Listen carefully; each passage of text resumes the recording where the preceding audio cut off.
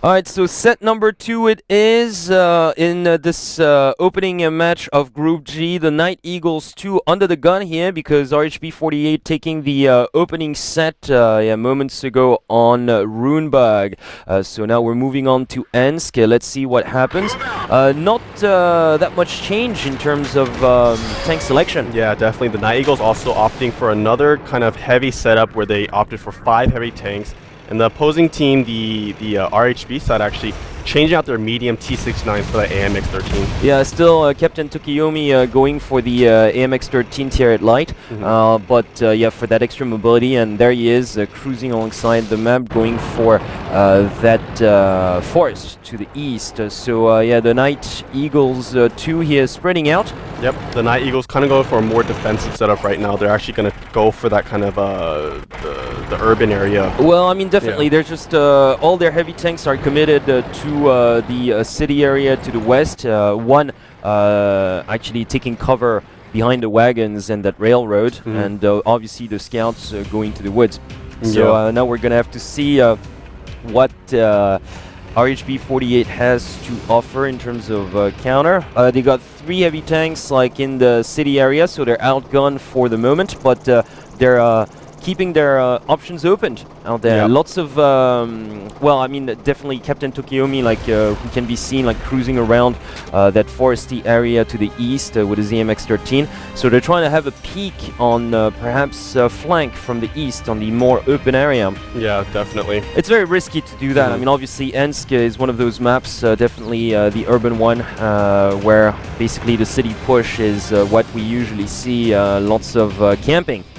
Done within the buildings and the ruins, providing plenty of cover. So we've seen instances where basically we're going to see a team sending just 1 heavy tank perhaps as bait on the city area, while everybody else is rushing like down the railroad straight I believe to we the saw that base. on the first week where exactly, they like sent 1 tank out into the city area, baited team to come out there, and then they sent the rest of their forces down the railway. Right. But in order to do that, you need to take out the scouts first. Yeah, definitely. In order to do that, those T1s need to be gone. Yeah, I feel like the AMX13 Tokiyomi could have actually gone up and been a little bit more aggressive to take out those scouts. Well, speaking of which, he's getting a peek at an enemy T1 here. Yep, and actually this T1 might get taken out, but he backs up just in time.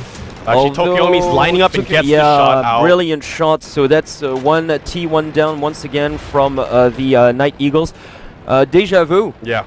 Sort of. But actually, yeah, the NightEagles are now pushing because they realize that AMX13 was on the eastern kind of field area, so they realize that the NightEagles or the RHB side are down tanks in that city. Yeah, indeed. Those 3 tanks are now completely surrounded in within the city. Pretty much, it's like kind of an apartment complex almost. It's like a square, and once you're in, there's no way out. Yeah, and they're completely surrounded. Completely surrounded. Like no way out, and it looks like all 3 of these tanks will probably get taken out. It's a 5-on-3 people. It's just absolute slaughter out there. Yep, the first tank gets taken out. And probably another tank is going to get taken out quite soon. It's getting taken down really low, and it actually, one of those tanks retreating now and probably going for a base push. Yeah, exactly. Now we've got the remaining RHB48 forces going towards the enemy base. I think they just did that a little too slow, though. Yeah, and actually they should have started like way sooner. As soon as the push came in, and they actually knew that all the enemy heavy tanks were going for a city push. They should have gone straight to the base. Yeah, so the capture hasn't started yet, and it should have, like, at least 10 seconds ago. Yeah, but the RHB actually have 3 tanks up there in that in the NightEagles base area, and they're actually sending back all their tanks out to defend this. Yeah, they are. Well, they don't have any other choice pretty much because of the numbers. The base capture definitely happening in a matter of seconds. So there you go. The heavy tanks now rolling in to defend the position. They will have plenty of time to do this.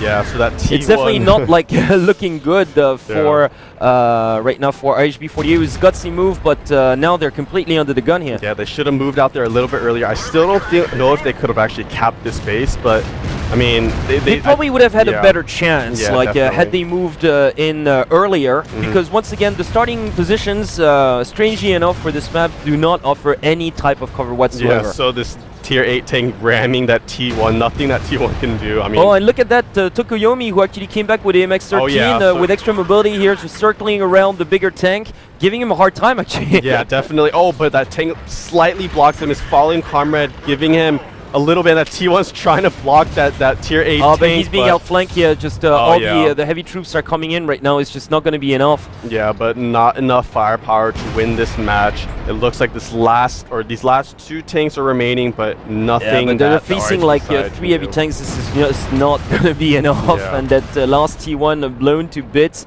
It's only a matter of seconds now. Yep, and this T1 will get taken out quite shortly. Goodbye. And it So ends. yes, now of course RHB48